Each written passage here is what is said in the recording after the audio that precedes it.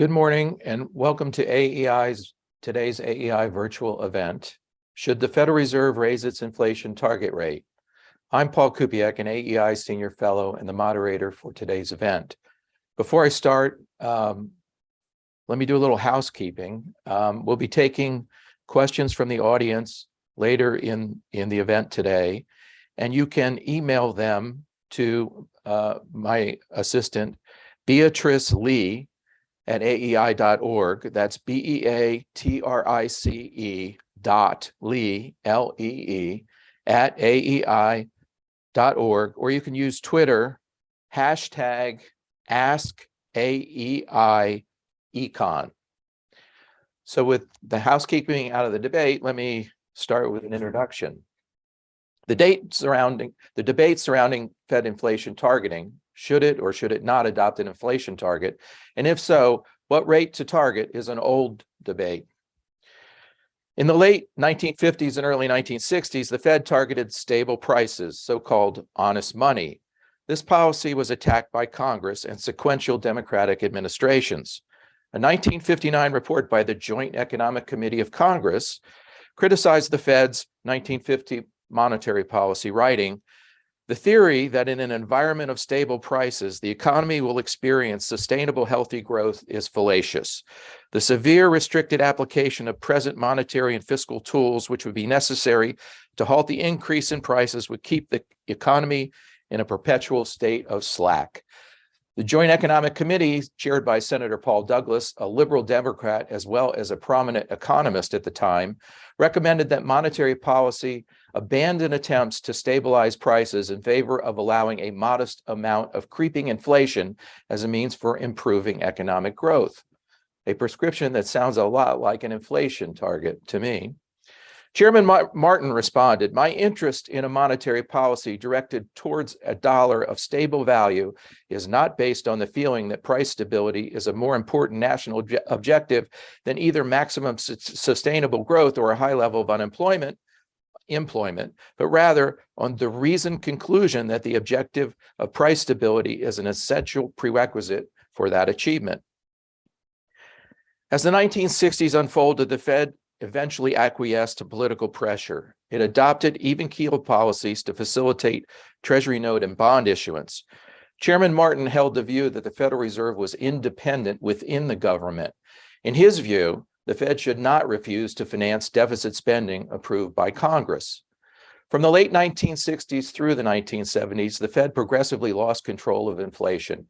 Its so-called stop-go monetary policies focused on reducing unemployment, even when inflation remained elevated by historical standards. The Fed's failure to rein in inflation eroded the public's confidence in the Fed's commitment to price stability. The public's lack of faith in the Fed's inflation-fighting commitment fueled worker demands for higher wages to compensate them for higher expected future inflation. It took Chairman Volcker and a change in Fed operating policy to bring inflation under control at the cost of deep back-to-back recessions. Following Chairman Volcker, Chairman Greenspan's Fed believed in keeping inflation low enough that it was not an important factor in business investment decisions. During this period, the Fed employed a stylized Phillips curve model to guide its FOMC monetary policy directives. But the Fed's Phillips curve framework in the 1990s proved problematic. Forecast errors abounded. The FOMC debated the cause of the forecast errors. Was the Phillips curve shifting because the Fed was regaining credibility? Did the FOMC misestimate the non-inflationary rate of unemployment, or NAIRU? Was financial innovation shifted money demand in ways that shifted the Phillips curve? Frustration with forecast accuracy of the Phillips curve model left the FOMC to reduce the weight it received in policy discussions, the weight the Phillips curve received in policy discussions. Since the late 1990s, the FOMC was moving toward an implicit inflation targeting policy without publicly acknowledging the policy or the targeted rate. The Fed's shift towards inflation targeting did not happen in isolation.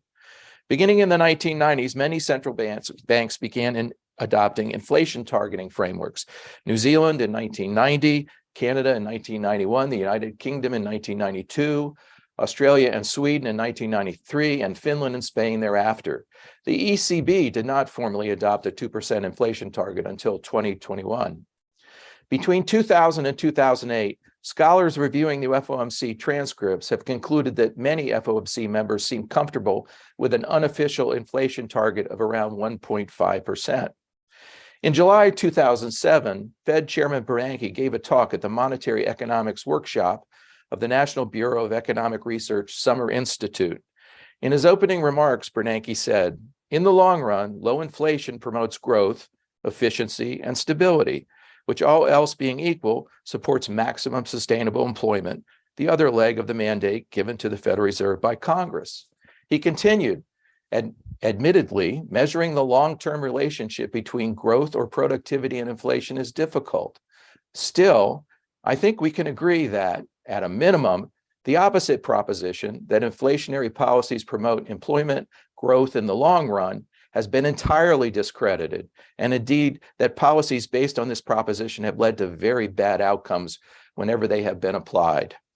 It's ironic that the following year, Chairman Bernanke's Federal Reserve embarked on what was at the time the most aggressive and prolonged attempt in the Fed's history to generate inflation in order to stimulate growth and employment.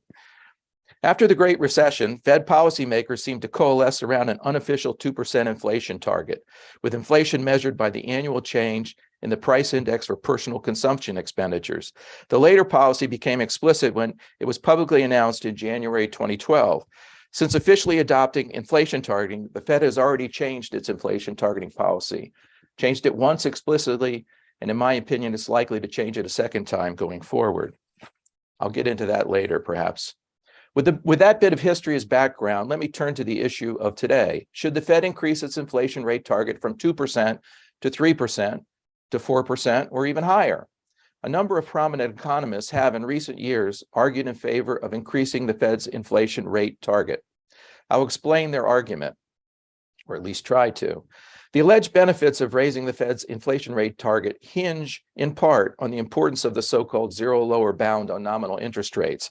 While actual events of the past decade have shown that interest rates can indeed be negative for extended periods of time, many believe there is a limit to how negative rates can go. The nominal interest rate lower bound can impede a central bank's ability to stimulate the economy. When a central bank has inflation targeting credibility and is successfully achieving a 2% inflation target, nominal interest rates will be low. If nominal interest rates are equal to the real interest rate plus expected inflation, nominal rates will likely be in the range of 2 to 3% under a 2% inflation target. Many economists estimate that these days the real interest rate is somewhere between 0 and 1% and likely to stay there. There's a debate about the likely long-run level of real rates, but those in favor of increasing the inflation target believe real rates will remain low for some time to come. The argument for a higher inflation target follows. In equilibrium, nominal interest rates will be about 3%, and the economy will be at full employment. Should the economy experience a negative demand shock that increases unemployment, the Fed can only lower interest rates by 3 percentage points to stimulate growth before it hits the zero lower bound. The 3 percentage point decline may not be sufficient to stimulate demand and reach full employment. Ironically, one reason that a 3 percentage point decline in interest rates may not be enough to reach full employment is because the Fed's credibility at delivering on its 2% inflation target supposedly anchors inflation expectations at 2% and limits the Fed's ability to generate enough inflation to quickly equilibrate real wages. According to the Federal Reserve Board of Governors, inflation that, and this is a quote, inflation that is too low can weaken the economy. When inflation runs well below its desired level, households and businesses will come to expect this over time, pushing expectations for inflation in the future below the Federal Reserve's long-run inflation goal. This can pull actual inflation even lower, resulting in a cycle of ever lower inflation and inflation expectations. If inflation expectations fall, interest rates would decline too. In turn, there would be less room to cut interest rates to boost employment during an economic downturn. I bet the FOMC wishes they had that problem today. The argument is that inflation acts like monetary grease that reduces the aggregate economic losses that would otherwise be caused by friction in the labor and product markets. Nominal wages rarely fall. They are sticky downward because employers believe nominal wage reductions adversely impact employee morale and productivity. Because nominal wage cuts will result in a loss of the most productive workers, and employers generally prefer nominal pay freezes to nominal wage cuts. Rigidities can also arise when wages are fixed by contracts, and infrequently renegotiated, or because workers find nominal wage cuts to be unfair and demeaning. Empirical evidence supports the idea that nominal wages are rarely cut. Rigidities in nominal wages can result in reduced output and social welfare when a negative shock reduces the demand for labor at the prevailing nominal wage. Inflation automatically reduces real wages, which cushions the unemployment rate increase that might otherwise accompany a negative demand shock. Unlike the Phillips curve phenomena that depends on unanticipated inflation, this alleged beneficial effect occurs when inflation is fully anticipated. So under a credible 2% inflation target, actual inflation will not deviate far from expected inflation. If a demand shock pushes the economy into recession, the Fed's ability to lower interest rates by 3 percentage points or less, depending on the interest rate, coupled with 2% inflation, may together not be sufficient to stimulate investment demand and to lower real wages and quickly stimulate the economy back to full employment. It will take longer for the economy to recover when the Fed is operating under a credible 2% inflation target than it would if the Fed were operating under a 3% credible inflation target. Under the 3% target, the Fed has more room to lower rates and labor markets will equilibrate more quickly as 3% inflation reduces the real wage faster. There are several papers by current and retired senior Federal Board staff that use the Federal Reserve Board's macroeconomic model to simulate different inflation interest rate targets. These papers conclude that raising the Fed's inflation target above 2% generates the benefits I just described. There are also separate arguments that use the Phillips curve to justify increasing the Fed's inflation target above 2%. These papers exploit the well-known finding that the Phillips curve relationship has been very flat in recent decades, meaning that there's been very little relationship between unemployment rates and unanticipated inflation. These papers argue that the Phillips curve is kinked, very flat at low inflation rates, but steep as inflation rates increase beyond some level. They estimate an econometric model that identifies a kink in the Phillips curve somewhere between 3 or 4% inflation rate. When unemployment is pushed below the inflation level associated with the kink, inflation will accelerate. When unemployment is pushed higher than the level consistent with the kink, there is little impact on inflation. They attribute the kink to nominal wage rigidity.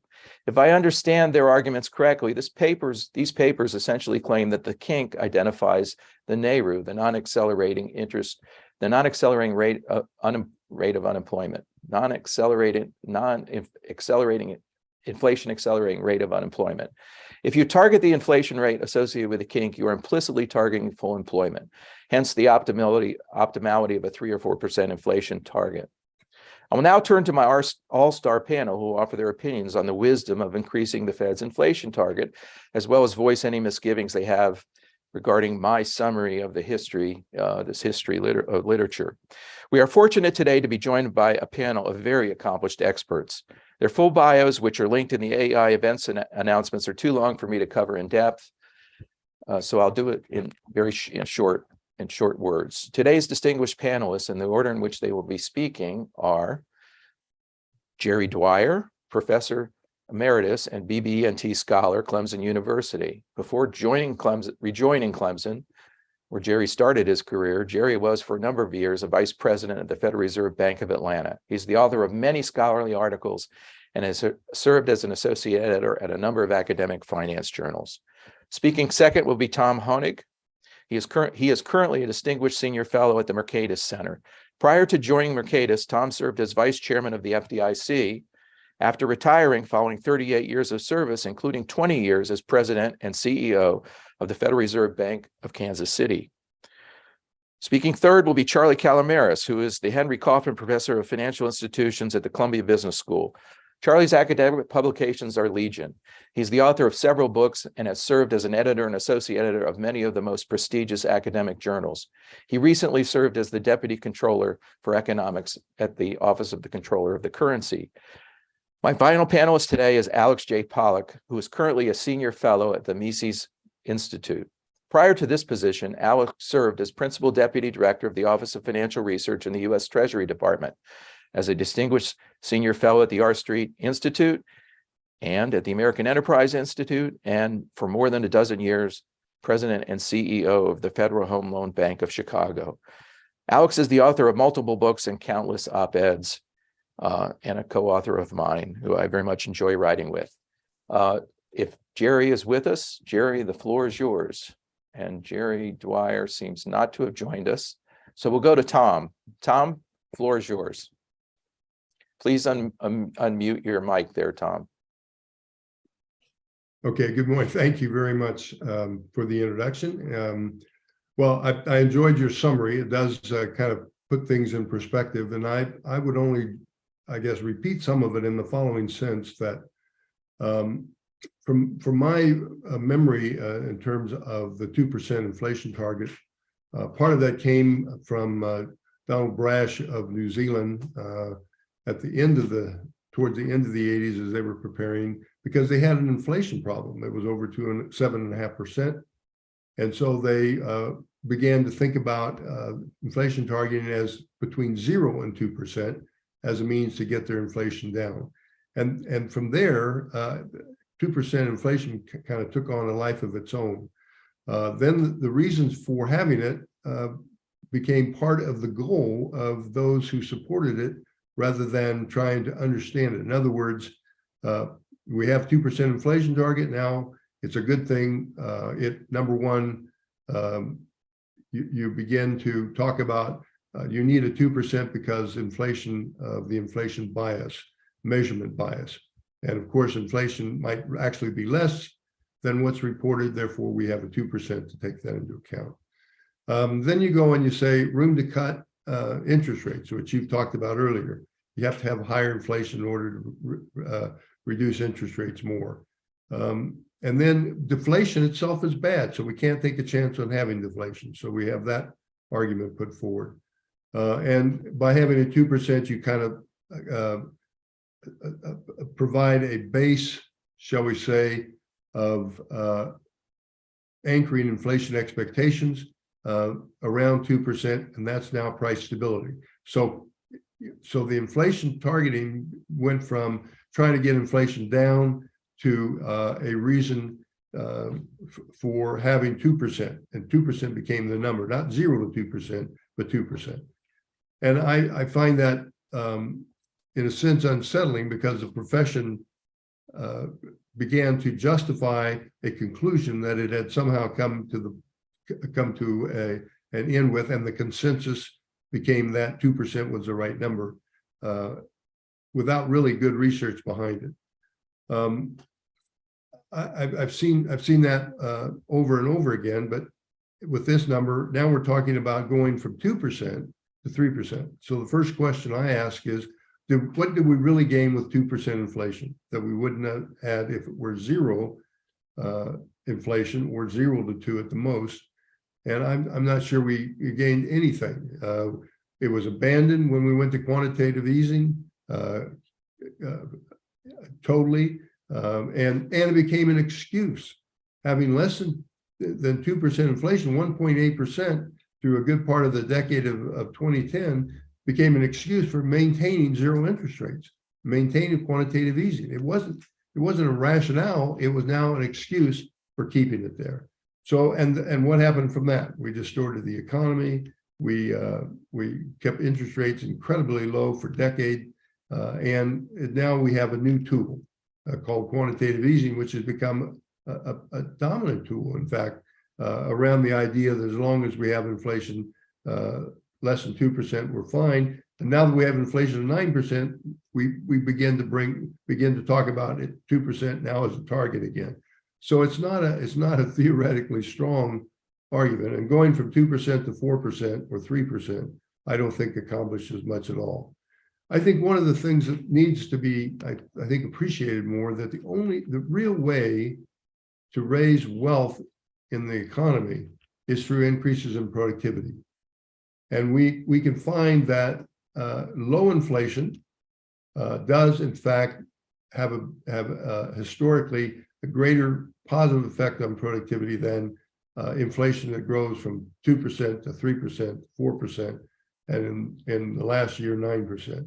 So there's many reasons for abandoning the idea that you need high inflation in order to manage your economy, when in fact your economy runs best with an environment where prices are stable, where price signals can be read and understood well, and therefore resources can be allocated properly. And the role of the Fed at that point is to maintain stable prices, not 2% inflation, but stable prices. And I think they can do that very successfully. Remember, I think history would show us that modest deflation is no more harmful than modest inflation. So if you target around zero, you get approximately a price environment that is stable, and then over time brings productivity up to higher levels than when you run 3 or 4% inflation and try and figure out a Phillips curve that constantly seems to be changing anyway, and you use it for your models, and I think you fool yourself. So I'm very much of the mind that 2% is questionable, and going above that is, I think, dangerous for the long run growth of the economy, the long run improvements in productivity, and the long run building of wealth in our economy. And I'll stop at that and let Charlie carry the day.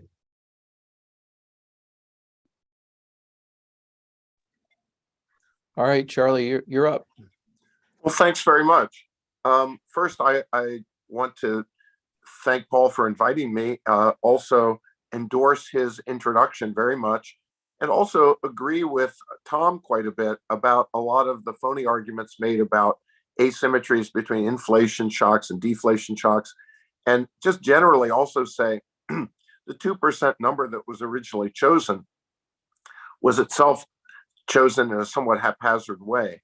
I remember Athanasios Orphanides from his time at the Fed board with Alan Greenspan giving a paper at the AEA meetings,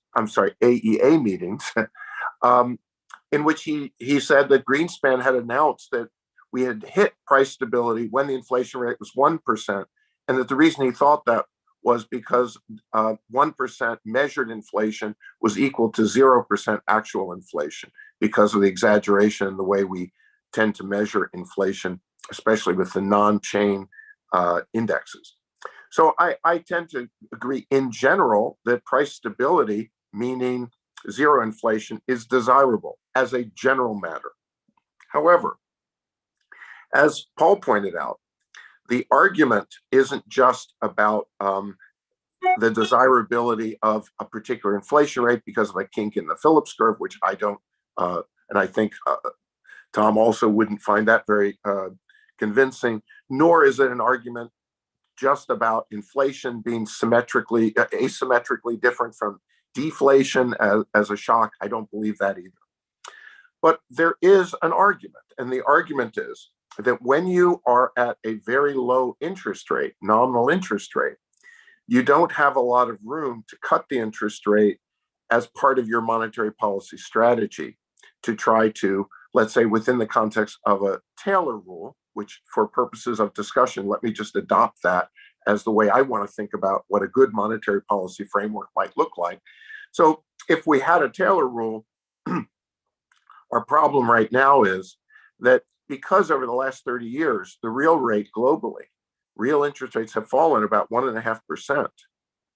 That means that instead of being at an average interest rate under a 2% inflation target of 4%, we're at an average interest rate with a 2% inflation target of only about 2%, maybe 2.5% going forward. And that means that there's limited room to cut interest rates during a recession as part of a, let's say, Taylor rule operating strategy. Now, we don't know, by the way, how we got that 1.5% decline in the real rate globally. And we also don't know whether it's going to persist. But I'm going to take as given that it did happen, and that at least for the foreseeable future, let's say the next decade, it seems likely to persist. So what's wrong with this status quo? Of course, that what's wrong is that during some recessions, you might need more than a room of a 2% decline to react properly to the recession. And what the Fed came up with to battle the global financial crisis recession, as we all know, was a combination of new tools. and especially quantitative easing. Now, quantitative easing was effective to some extent. There's clear evidence in my mind that quantitative easing had effects on the value of the exchange rate. I think that evidence is much clearer than the claims that it had effects on interest rates in the treasury market. But I do believe that quantitative easing was effective to some extent. But of course, it's a much harder to gauge policy than a Taylor rule interest rate reduction. That is, how much quantitative easing to do is very hard to, I think, analyze. Also, the negative interest rate as an alternative to quantitative easing as a new tool that is limited in its effectiveness if you have a paper currency. And the reason is that if you charge negative interest rates, which is basically a tax on deposit accounts, people have incentives to hoard money. And of course, we've seen that happen with people buying very large safes of to put their cash in Japan. And more generally, it just implies that if you try to push too hard with a negative interest rate, you create a problem for hoarding of cash and maybe a lack of effectiveness on ability to push further. And more generally, I think the problem is that these new tools that the Fed has been using, especially the Fed's purchases of mortgage-backed securities as part of QE, or the variance of the interest rate on reserves as a new fiscal device, or the negative interest rate, which is effectively a tax, all put the Fed into a very uncomfortable position of a new fiscal authority, whether it's through purchases of mortgage-backed securities or paying above market interest rates on interest on reserves to reduce the amount of lending that banks might do, or whether it's a negative interest rate, which the Fed didn't do, but other monetary authorities did, and the Fed might emulate in the future, which is itself a tax. These are all very awkward for me. QE seems hard to gauge in its effectiveness, and negative interest rates doesn't seem like a very good policy. The other thing is the desire to use negative interest rates, and I'll cite an old theory paper by my late friend Marvin Goodfriend. Of course, if we went to a digital dollar, there'd be no boundary to how much you could use negative interest rates, because you're no longer facing that problem of hoarding cash at a zero nominal interest rate as a bound to how far you can push negative interest rates down. But I see that, a Fed digital dollar, as creating a new set of problems, a new set of fiscal kinds of problems, as well as tracking people in ways that make me a little uncomfortable. So I look at this problem of the need for room to cut interest rates as a very serious argument. I think that we do need more room to cut interest rates. So then suppose that we thought about a 4% rate of inflation target. What's wrong with that? Well, the first thing I would say is we know that there's a lot wrong with high inflation, and we know there's a lot wrong with variable inflation. There's clear empirical evidence of that. We don't know that, based on empirical studies, we don't know that there's much wrong with low, steady inflation.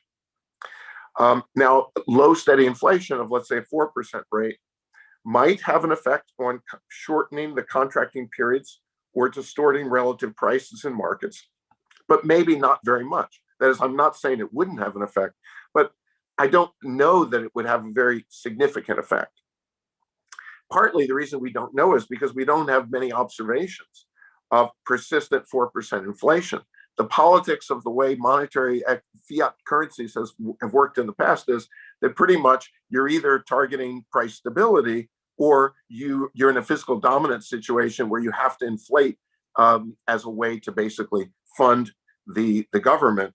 And that tends to be very high inflation. So we really don't have a lot of data on which to base an assessment of the social costs of, let's say, a persistent 4% inflation rate. Okay, so maybe there's some costs. My judgment is they're likely to be small. What's wrong with the Fed changing the target? And I want to emphasize, with the Fed changing the target. Well, I think there's a lot wrong with it, with the Fed changing the target, because this is a relatively new commitment idea of the Fed, and it works only if people believe that it's hard to change.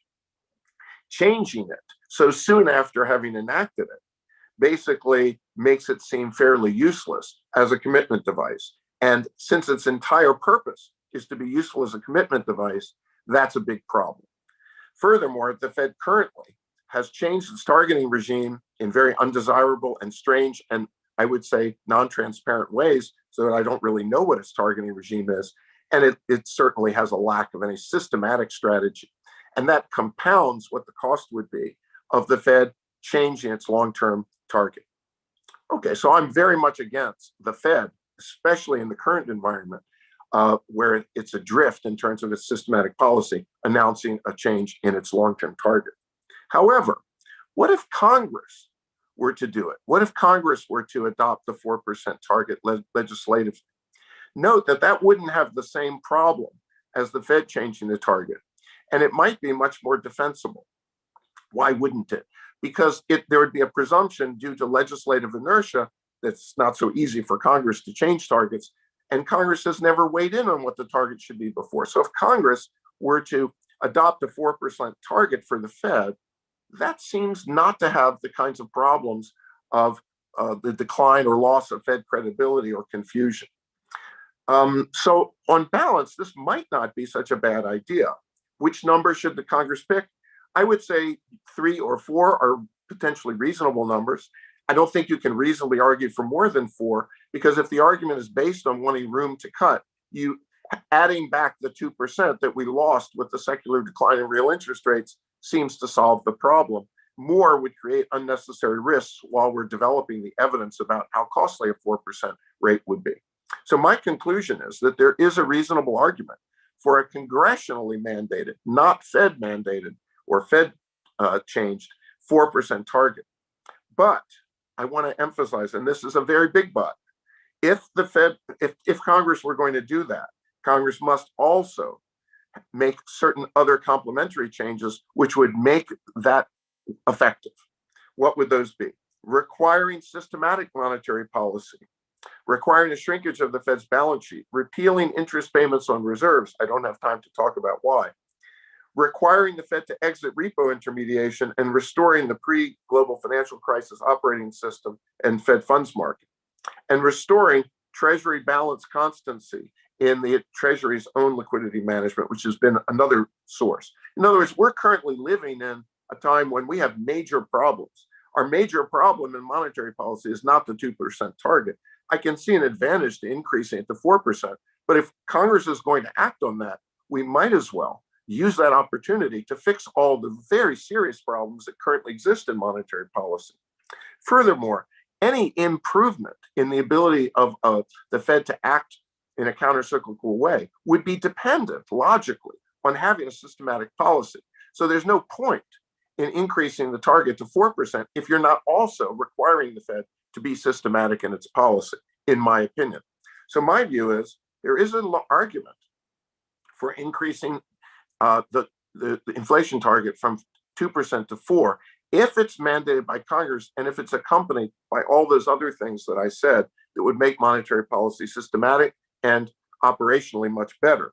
So imagine, could a deal be forged in Washington that would make sense to a broad group of people by combining all of those things? There would be some people maybe on the left that would like the 4% change. There'd be some people maybe on the right that would like the systematic policy. Of course, it's preposterous to suggest in the current Congress that any kind of deal making and reasonable public policy is feasible. But still, as Alan Meltzer taught me, our job is to suggest things that might at some point in some distant future be feasible. So that's my view. I think that in summary, the 4% target, if adopted by Congress, might make sense, at least in as an initial attempt to create room for contractions in interest rates. If it were done in the context of systematic policy, I would be able to support it, but not otherwise, and certainly not as a Fed policy action. Thank you all very much for your attention. Thank you, Charlie. Alex, the floor is yours.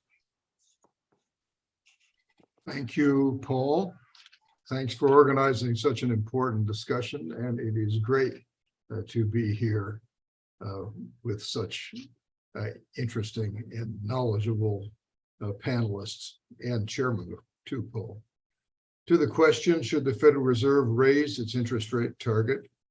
Here is my summary answer. No, it shouldn't. But it could lower it instead of raising it, perhaps toward the inflation target suggested by Chairman Greenspan in 1996, 0 if properly measured. And we've already had this come up. But in any case, such a target should not be a number. Can't possibly know enough, and no Federal Reserve can know enough to pick a number, in my opinion. It should be instead a range, reflecting the fundamental and inescapable uncertainty involved and the inescapable lack of knowledge of all economic actors, including all the central bankers. As Tom rightly mentioned, the original target adopted by New Zealand, which led the inflation targeting parade, as it became, was 0 to 2%. That seems more logical to me. It would be better than 2 for sure, and we'll talk more about this a little later. Committing to a particular number in perpetuity can't be right. Even if you got the right number in the short run, it would surely become the wrong number in the longer run. I don't find the arguments which have been so well described here for the 2% inflation target impressive, especially in the light of subsequent experience under the moderate inflation, so-called price stability, which means stable inflation rate regime, with asset price inflation out of control, asset price inflation or bubbles. Turning to the political structure, which Charlie has brought up, in my opinion, the Fed does not have the authority unilaterally to impose a perpetual inflation target on the country. In my view, it acted unconstitutionally in its unilateral decision to do so. It needed, Charlie, it wouldn't only be a good idea, in my opinion, it needed the approval of Congress to set such a target, and still does, just as Chairman Greenspan said in 1996, and I'll discuss that later with an excellent quotation from him. Now, how would we like a 3% or 4% perpetual inflation? Let's just do some math. In the course of an average lifetime, which I'm taking as 80 years or 80 years, as Psalm 90 would have it, at 3% inflation, prices will multiply more than 10 times in a single lifetime. At 4%, prices will multiply 23 times in a single lifetime. In my view, these are obviously unacceptable results. Even at the Fed's current goal for perpetual inflation of 2%, prices will multiply almost 5 times in a lifetime. Now, none of this, including a 2% target, remotely resembles the Fed's statutory mandate of stable prices, as Tom has suggested. And I remind us again, the Federal Reserve Act does not say price stability, a vague and waffly term, but the much clearer stable prices. In this set of thoughts, I align myself with the celebrated Paul Volcker, who wrote in his 2018 autobiography, quoting, "A remarkable consensus has developed among modern central bankers, including the Federal Reserve, a 2% target or limit. Said Volcker, I know of no theoretical justification. It's difficult to be both a target and a limit. And a 2% inflation rate, if successfully maintained, would mean the price level doubles in little more than a generation, or as we've said, quintuples in a lifetime. Volcker continues, no price index can capture down to 1/10 or 1/4% the real change in consumer prices. Yet, as I write, probably 2017, concerns are being voiced that consumer prices are growing too slowly because they're 1/4% or so below the target. Certainly, that's nonsense.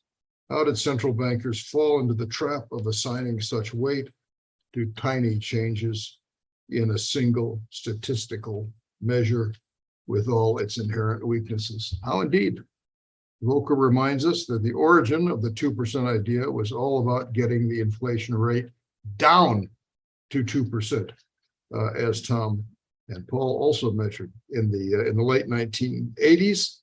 The small country of New Zealand, Volcker writes, was undergoing radical economic change after years of high inflation, slow growth, and increasing foreign debt. They narrowed the central bank's focus to a single goal, bringing the inflation rate down to a range of 0 to 2%. I note that this 0 to 2% was not a decision of the central bank. It was an agreement between, actually, they had a written contract between the parliamentary government and the central bank, 0 to 2%. Volcker continues, within a year or so, the inflation rate fell to about 2%. And the central bank head, Donald Brash, mentioned before by Tom, became a kind of traveling salesman, and a very successful one for the 2% inflation target. But how ironic that his campaign to get inflation down to 2% resulted in central bankers around the world agonizing about how to get inflation rates up to 2% or more. Volcker writes, with some foresight of this very discussion, perhaps an increase to 3% to provide a stimulus to the economy, if the economy seems too sluggish. And if 3% isn't enough, why not 4%? I'm not making this up, wrote Volcker. I read such ideas, voiced occasionally by Federal Reserve officials or IMF economists or economics professors, but I have yet to hear, in the midst of a strong economy, that maybe the inflation rate target should be reduced. And Volcker concludes that the real danger comes from encouraging or inadvertently tolerating rising inflation and its close cousin of extreme speculation and risk-taking, standing by while bubbles and excesses threaten the financial system. In other words, the world of a moderate, so-called constant inflation of consumer prices may also, as we have learned to our sorrow, be a world of asset price bubbles. Now, we might contrast the 2% inflation theory to the happy economic days of the early 1960s, mentioned in Paul's comments. Then very strong real economic growth was accompanied by the following inflation rates: 1961, 1%, 1962, 1.2%, 1963, 1.2%, 1964, 1.3%. Should William McChesney Martin have been wild to push up inflation to 2% from its level? Obviously not, and we recall that the target later on became to get inflation down to 2%. Now, the Federal Open Market Committee meeting in July 1996 was a key discussion in the whole 2% inflation targeting debate. The context was annual inflation for 1996 was 2.9%. Inflation had fallen, and the question was, as Brendan Brown writes in his very interesting book, The Case Against the 2% Inflation, the question was whether, now that inflation had come below 3%, the journey of disinflation should be continued all the way to price stability or halted at some point. And as we know, the decision was holding at 2%. During this discussion, Janet Yellen, says Brendan Brown, gave the standard well-rehearsed case for holding inflation at 2% a year.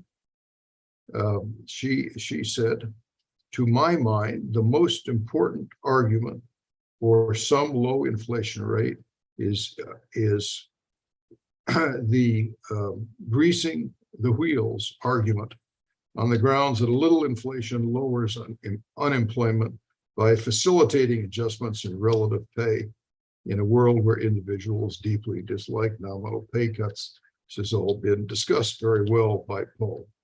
So there is the classic Keynesian argument for inflation, in short, to reduce real wages. So-called facilitate adjustments means reduce real wages. But should you be reducing real wages by inflation all the time in perpetuity at the same rate? Even if you might sometimes? Well, now, why might this reduction of real wages work? Because, said Yellen, quote, individuals dislike nominal pay cuts, unquote, but presumably they accept real pay cuts. In other words, the argument depends on that fundamental tool of inflationists' money illusion. But can money illusion be perpetual? Then in a central exchange of this meeting, here quoting Sebastian Malaby's biography of Greenspan, after listening to Yellen on the merits of inflation targeting, the chairman asks what was her bottom line. To the extent there's no trade-off, Yellen replied, hedging, then price stability, zero inflation is good and we should go for it. Greenspan continued, as long-term price stability an appropriate goal of the Federal Reserve System? Mr. Chairman, will you define price stability for me? That's the state when expected changes in the general price level do not effectively alter business or household decisions. And here's the key exchange. Could you please put a number on that? Yellen demanded, and Greenspan himself was caught hedging.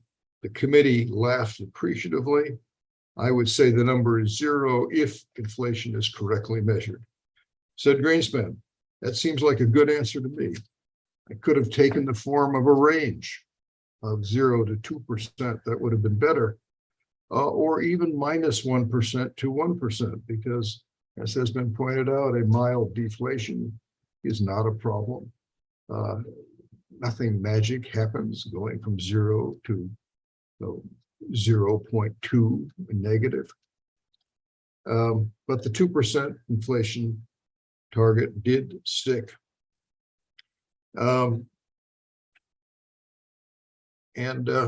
We've got it today. But who, I ask, had the authority to decide that? At the end of the meeting, Greenspan summed up this essential political issue. Greenspan said, now that inflation is low, the question is whether we're willing to move on to price stability. The question is whether we as an institution can make the unilateral decision to do that. I think this is a very fundamental question for the society. We can go up to the Hill and testify in favor of it.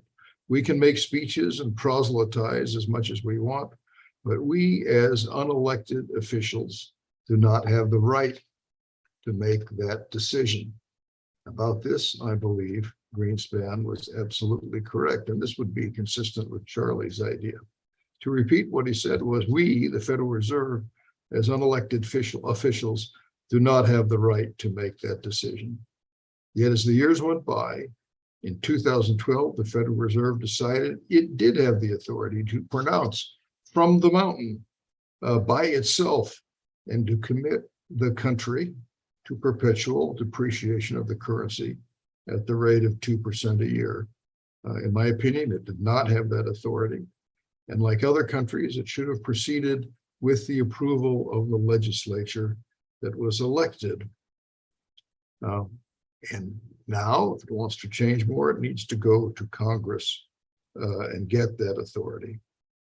Even more than then, now, if we're talking about a 3% or 4% inflation, The Federal Reserve does not have the authority to do that, and it would need to go to Congress to get it.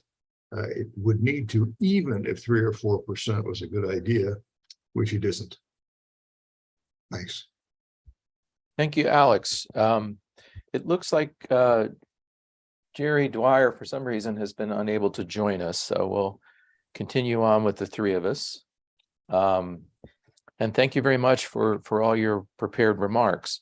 I want to start with this issue of deflation that Tom brought up. So a couple of years ago, I put together a paper kind of on this topic of raising the inflation, the Fed's target inflation rate. And the issue came to my mind is, why are we always so afraid of deflation? Why is everybody so afraid of deflation? And if you go back and you read the academic literature on deflation, I think one paper by Michael Bordeaux and maybe with some co-authors comes to mind. He looks at many periods of deflation in the US history. I think it's a BIS working paper, and finds that the only time deflation was really problematic was the Great Depression years. That there were cyclical deflations under the gold standard, and the economy grew, and inflation and deflation wasn't. The economy went through cycles of inflation and deflation as gold was moved in and out of the country or discovered. But deflation didn't cause the problems that it did in the 1930s. Did Ben Bernanke, studying the Great Depression, did it turn deflation into this, spiraling deflation problem? That is it a boogeyman that really isn't really there? I mean, I think, Tom, maybe we'll start with you. That you said, why do we fear a little deflation? And I've wondered that myself. So maybe you could school us a little bit on how the FOMC thought about this. Well, I would tell you, the only thing that's associated with deflation is the Great Depression in terms of the general public, from what I've experienced, and within the Fed, the idea was that the Great Depression involved massive deflation, and we can't allow that to happen. I understand what they're saying, because it was, shall we say, contributed to by some monetary policy back then. So, in contrast to that, the late 19th century, we had mild deflation, we had improved productivity and growth in the economy. So I think it's this idea, I think in a way you're right. I think, Paul, that people have only the Great Depression as their model for deflation. It's not mild. If you have deflation, it is automatically deeply disturbing and causes the economy to shrink, causes unemployment to rise by itself. And so you take this one experience and then you generalize it to well beyond what the real concern should be. So I think that's what happened. I don't have quite a problem with it. Then Charlie, I'll let you talk, but mild deflation, I mean, it affects real balances, your economy just, and this idea of expectations, I think, is important, because people right now do not expect to have any deflation. That's what, it's a boogeyman. And so they don't think beyond that in terms of what it may mean for increased productivity down the road and so forth. So I just think it's a bad model on which to base justifying a perpetual 2, 3, 4% inflation going forward. I'd like to jump in on this. And Paul, you mentioned that paper by Mike Bordeaux, which reviewed a bunch of research and did some new research. And I agree with Mike's conclusion. Actually, I did my dissertation on this question as a historical question. And the reason I wrote that in the 1980s was that in the 1970s and the early 1980s, the economics profession really grappled with this question in some detail. And I think I will summarize the conclusion of the so-called rational expectations revolution in macroeconomics. If the inflation shocks that matter, whether deflation or inflation, are the ones that aren't anticipated. And so deflation in the 1870s was absolutely anticipated. You can see it in bond yields. You can see it in discussions in the greenback gold exchange rate. And it was anticipated because the government had announced that it was going to be restoring convertibility into gold. And so there was a clear sense of expected deflation. So we have an experiment of a time period where the US experienced inflation that clearly wasn't deflation, that clearly was anticipated. And we have no evidence of any strange cost associated with that. And so I think the economics profession correctly came to the conclusion, and Mike's research and mine corroborates it, that the historical record suggests that deflation per se is not costly. Deflationary shocks, as Irving Fisher and Ben Bernanke and I and many others have pointed out during the Depression, were costly. So I think this has just been a source of confusion. The boogeyman of deflation is there. I guess a short answer to your question, Paul, is yes. We've created a boogeyman out of it based on the experience of the Great Depression. But the key aspect of the Great Depression was that we were under a gold standard where the expectation had been a zero price change, and we had a very large negative one. I also want to point out from 1860 to 1900, although there had been lots of ups and downs in prices, the price level was unchanged. The average price level was a constant. People were used to the idea of a constant price level under the gold standard over long periods of time. And that was what the deflation shocks of the Great Depression were unanticipated and large deviation from that expectation. So I just want to say, I think this is a phony argument. And what we really need to talk about, and I'm still not in full agreement with my fellow panelists, what we really need to talk about is whether in an environment, if you're running something like a Taylor rule policy, in an environment where the real interest rate is approaching zero, is a average nominal interest rate of about 2% going to be enough for you to be able to do the countercyclical policy under the Taylor rule without having to resort, when you hit the zero lower bound, to QE and negative interest rates and the other kind of things that I think are very undesirable. To me, that's the only issue. I've already told you my views about it. But I just think that we need to recognize that macroeconomics actually came to a consensus about deflation per se, which is, no, it doesn't matter. Deflation shocks matter. So do disinflation shocks symmetrically. So do inflation shocks. There's nothing magic about the 0 point. Right. It's all about unanticipated. Alex, did you want to say something? I did. I think both Tom and Charlie made really good comments here. I think it's true that the Depression being such a terrific psychological experience dominated a lot of thinking for a long time, the same way the Second World War did, and in other ways dominated all of the metaphors and the thinking. But as others have pointed out, in an economy characterized by high rates of innovation and productivity, there's a natural tendency for prices to fall. That is to say, an ongoing deflation.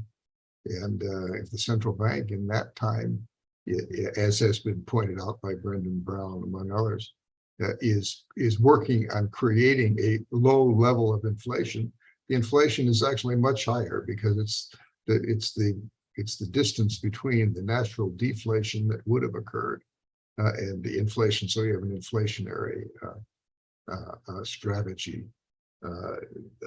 going there. In my view, this question of a moderate and expected long run zero inflation or deflation is another reason for having a range for the central bank to think about. Number seems to me silly, as I said. I want to tee up another potential issue for you guys to weigh in on. So if we have a perpetual inflation because we're afraid of deflation, which we shouldn't be afraid of. If we targeted zero rates, then it could be that people would anticipate some modest deflation and some modest inflation around a zero price change over time, and that would be fine. Big shocks, big deflationary shocks might be problematic. But if we target a 2% inflation rate or a 3% inflation rate, doesn't that distort things in the way that everybody basically wants to have, corporations want to have more debt rather than equity because we're targeting positive inflation? I mean, I guess the interest rates adjust. Maybe that doesn't work that way. Maybe people get conditioned to the fact that there's going to be inflation, so they won't take the menu costs to adjust their price if demand drops. They wait for the monetary authority to inflate things away. I mean, is there some trade-off that goes on when we target a positive inflation rate that affects some of these decisions? And I'll be quiet and let you guys talk. I think so, and we need to mention especially government debt, since governments like inflation. Inflation is a tax. Inflation is an implicit default on past government debt, and the governments like that because you get out of your excessive deficits and your excessive debt, and the central bank is often a partner of the government in carrying out this implicit default on the government's debt, and not only financing it at the time, but getting the government in real terms out of the debt through inflation. And in my view, that's a very important dynamic in the inflation discussion. I just want to agree with Alex that changing the rate of inflation in an unexpected way is effectively a default. And of course, it would cause redistributions between debtors and creditors. But I want to emphasize that's a transitional issue. In any steady state rate of inflation, as you said, Paul, the nominal interest rate will already incorporate the expected rate of inflation. So you don't favor debtors or creditors as long as the inflation rate is steady. This is not just unless the interest rate is being manipulated for years. Well, I think if it's a constant rate of inflation, I agree with you that if QE, that's another argument. I'm not a fan of QE, and those manipulations through QE, I think, are very undesirable. That's a topic we would agree on, I think. But to me, that's part of the rationale for under a very low real rate environment, considering having higher inflation.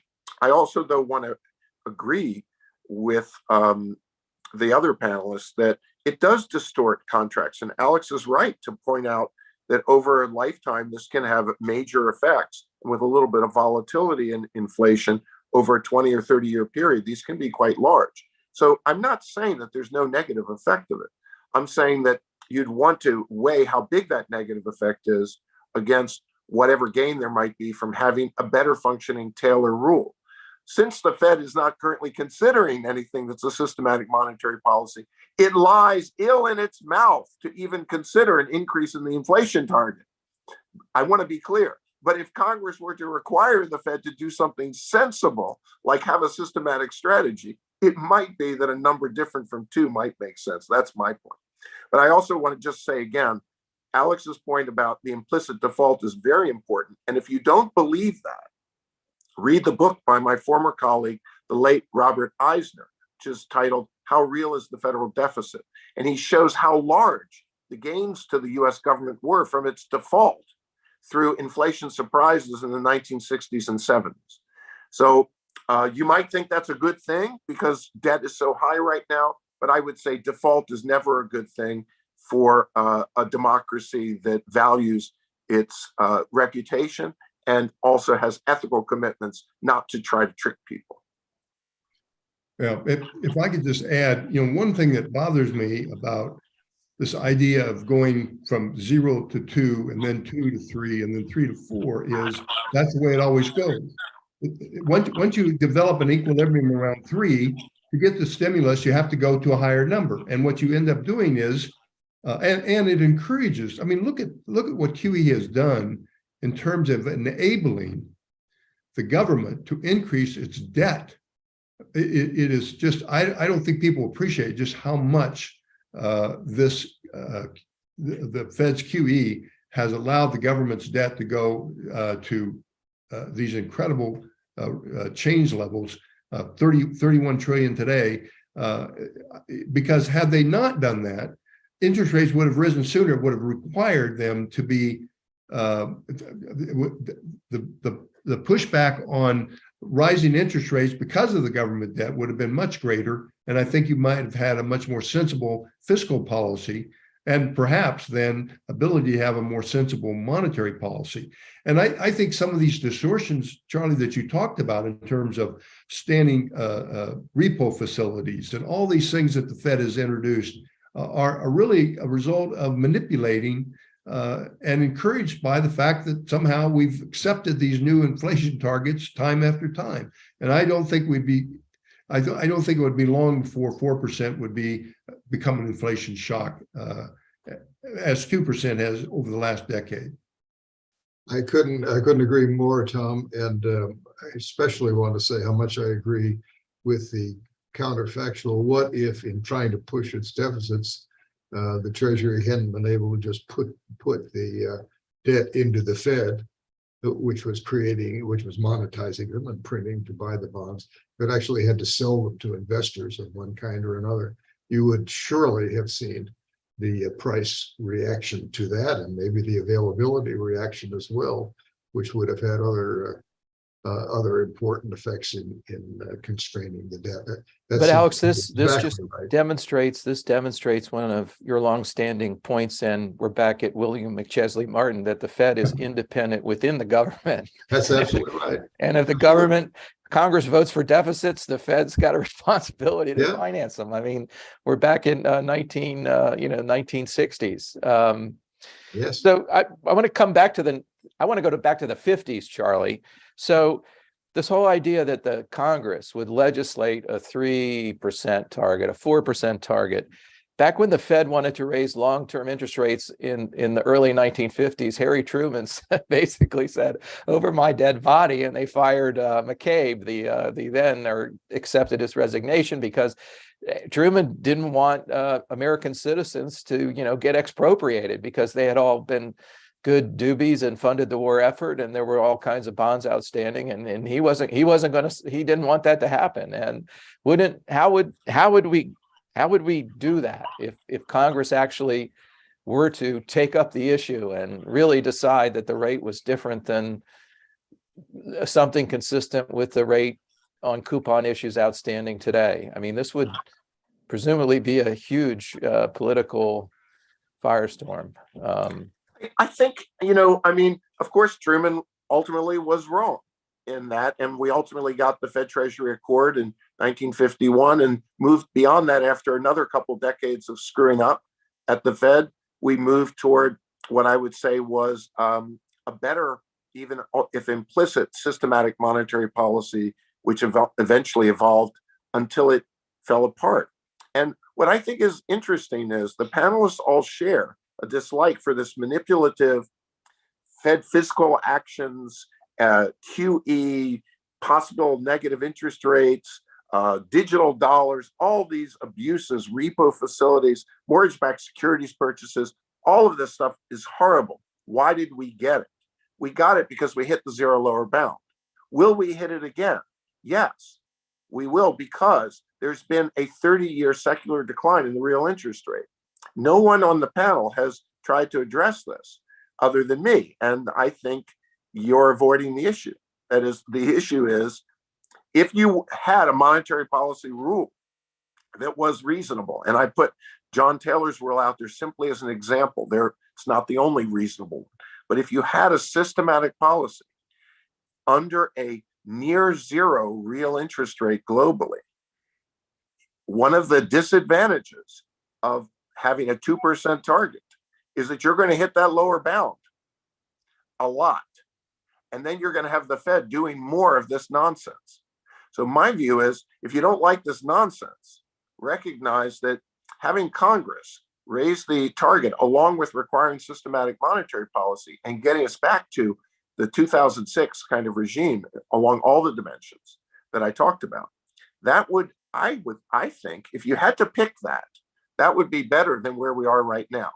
But I would also say, I don't know for sure, because I don't know whether Alex's arguments about 4% leading to bigger distortions in contracting that are very undesirable, that might turn out to be a worry. And then in which case we might have to revisit that.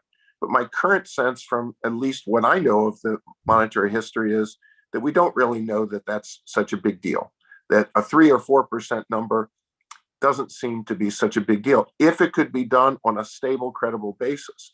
And I'm not relying, as Tom said correctly, I'm not relying on the idea that you're tricking people and that, making it go up to 3%. Well, next time it'll have to be 4, next time it'll have to be 5. No, I'm thinking in terms of John Taylor's rule, where you are going to have like what we had in 1996.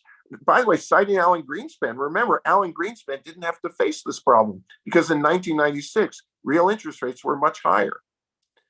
So it's easy to advocate Greenspan's view. And in 1996, I agreed with him. But now we have a more complicated situation, which he didn't face. And if we don't like all of this shenanigans going on at the central bank, we have to take the problem of the zero lower bound a little more seriously. I'm very reluctant, as you could all guess, because you've known me my whole professional career, all of you. I'm very reluctant to talk about inflation being something that should be higher than 1%, right? I like price stability and always have. But the facts are the facts. I live in a world where I don't like the effect of the zero lower bound either. But Charlie, we had a big recession in 1920. Now I don't remember that, and I'm not even going to. Neither do any of you. Nobody was around, but we do remember what happened. I mean, the economy tanked, but price levels fell. The Fed didn't do anything. There was no fiscal policy, and the economy recovered very, very quickly. Could it actually work that way if we didn't intervene so much and everybody didn't expect the Fed and the government to come totally rescue you? Is price rigidity there because I'm not going to cut my price because the government's going to engineer some inflation? The demand will come back around. I mean, Well, that's a very interesting question, and I would not give you a flippant answer to an interesting question. So what you're now questioning is the desirability of something like a Taylor rule framework for managing fiat monetary policy, and maybe wondering whether we should give up on the idea of countercyclical monetary policy. Yes, he is, and I agree with him in that. I have other reasons I could agree with I could point out some merits to that argument, and I don't discount it completely. It's my sense that our current consensus, and now I guess I'm channeling Alex, and the idea that Congress's intent should be what governs things, that is with the president's not having vetoed it. And that, as I understand it, Congress's intent is very much that we want to have an activist monetary policy. And so I think it's reasonable for me to guess that if Congress could get its act together and actually create a deal on this, that one of the features would be the continuation of fiat monetary policy. But if you asked me, Paul, would we be better off to simply get rid of the Fed or have our current mess? If we could find a way, what that counterfactual is, I'm not sure, but to give up on countercyclical monetary policy, but have real price stability over some reasonable time horizon, I'd be hard pressed to say that's a bad idea. But given how horrible the Charlie, maybe not abandon countercyclical policy, but just recognize their limits. The Fed shouldn't legislate. The Congress could say no negative interest rates, and if they have a Fed central bank digital currency. Okay, I mean, I think it's a fine question, but then you have to ask, what have we learned about the way government operates, and how will government address a severe recession where the Fed has hit the lower bound under, let's say, a zero inflation target? It hits the lower bound. Then what would Congress do? Well, I just lived through Congress doing a lot of really interesting and horrible things in reaction to the 2008 crisis. So I would say, you're not, as we might say, you're not in Kansas anymore. We're not in the 19th century anymore. We're not in a regime where you can choose a gold standard and have that mean that you also have Calvin Coolidge as your president. So I got it. I'm not Tom- sure. I Right? got it. Tom, you are in Kansas. Tell us the view from out there. Well, my question to Charlie was more of, the lower zero bound, if you hit that, and the Fed was not allowed to go negative and so forth. I mean, wouldn't the economy would adjust? And even, I mean, if the Fed just maintained its policy, but couldn't go it would still adjust. You would still recover. I don't see that necessarily means you have a precipitous decline like the Great Depression. I agree with you. Look, I think that I would say, however, that my understanding of where we are as a democracy is that there isn't much tolerance for business cycles. Robert Lucas famously argued that business cycle isn't really very costly. We should be more tolerant of some ups and downs. As a matter of fact, however, I note that that's not where our democracy is. And so if you were to not take this zero lower bound argument seriously, I think you open yourself to a lot of other tinkering in fiscal policy in response to downturns because of the lack of any tolerance. I want to point out that this is something that financial historians have been saying for a long time, which is the key change in the 20th century was the lack of tolerance within democracies for business cycles. And in fact, we have fiat money now all over the world, largely as a reflection of that change.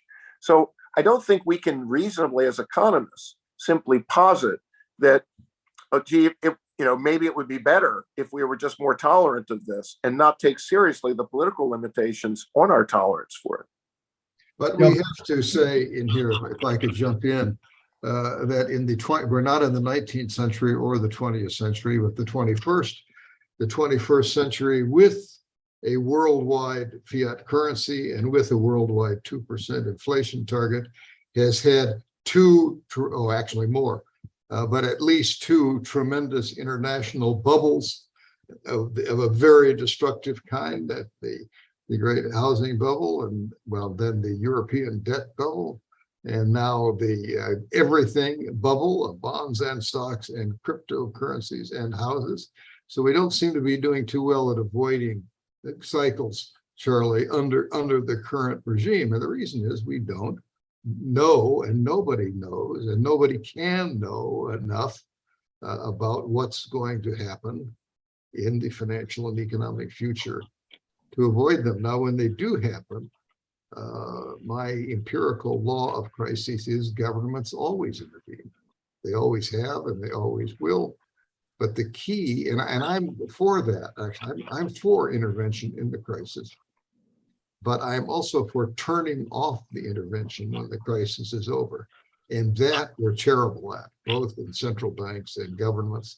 The interventions develop their own constituencies, they run on law, we don't stop them, and those in turn create all kinds of problems. Now, just one final thought, which is on low real interest rates. Remember, Keynes wanted to get to a zero interest rate so that he could have what he rather unpleasantly called the euthanasia of the rentier, of the bondholders. And then we did get through the central banks to zero interest rates, basically, in the 2010s. And the answer was that the rentiers made enormous fortunes. And the more leverage they were, the bigger their profits got. A little, among other ironies, that's one. I mean, I think that what's interesting in this conversation is how much all four of us do agree. I mean, we agree about a huge amount of things, but it's precisely my dislike for sort of wild-eyed Fed policies and my recognition that government fiscal interventions in our democracy in response even to a moderate recession, which is what we're talking about, not just a crisis, that those would be very much real reactions, I think, that are forecastable politically. That we have fiat monetary policy and that we have it for a political reason. And so I think our best bet as economists who want to see a stable macroeconomic and financial system is to go in the direction of trying to encourage systematic monetary policy that can encompass almost all or all states of the world. Now, I understand, Alex, we're going to have crises and other things have to happen, but we want to have a monetary policy that can work in a lot of states of the world. What's nice about something like a Taylor rule, and I'm not advocating that specific version of it, is that it allows us to have a forecastable and credible countercyclical policy that obviates alternatives to it, like crazy central bank policies or unpredictable ad hoc fiscal interventions in response to recessions. So there's a lot that there is to be gained from preserving a systematic monetary policy that works for our economy over most of the forecastable states of the world. That's what I think we had going for us with monetary policy during the pre-2002 period. And I emphasize 2002 as the cutoff. That's when monetary policy lost its way, in my opinion. But I think, so that's what I'm trying to preserve. So I want to switch gears a little bit to back to the target. And so in 2012, the Bernanke's Fed adopted formal inflation targeting, 2% target rate. They went along, they couldn't hit their target. In 2020, of August 2020, they adopted this flexible 2% inflation target where they would let the inflation rate run wild for a little bit, but they would average 2% inflation over some unspecified period. Okay, so is it the case now that that's really still their policy? And I'm going to argue, no, they've already changed their policy, but they haven't told us. So let's say we've had inflation for the last 24 months or 22 months. Let's say the Fed magically reduces inflation to 1%, a 1% annual rate in February 2023. So next month, somehow it waves its magic wand and inflation is at 1%. Let's say it can hold that for indefinitely until it hits its average target. If it's doing a 24-month averaging period,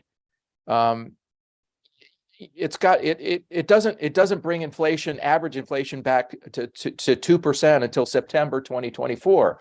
So what happens if that 1% inflation holding it there brings the economy into recession for the next 2 years?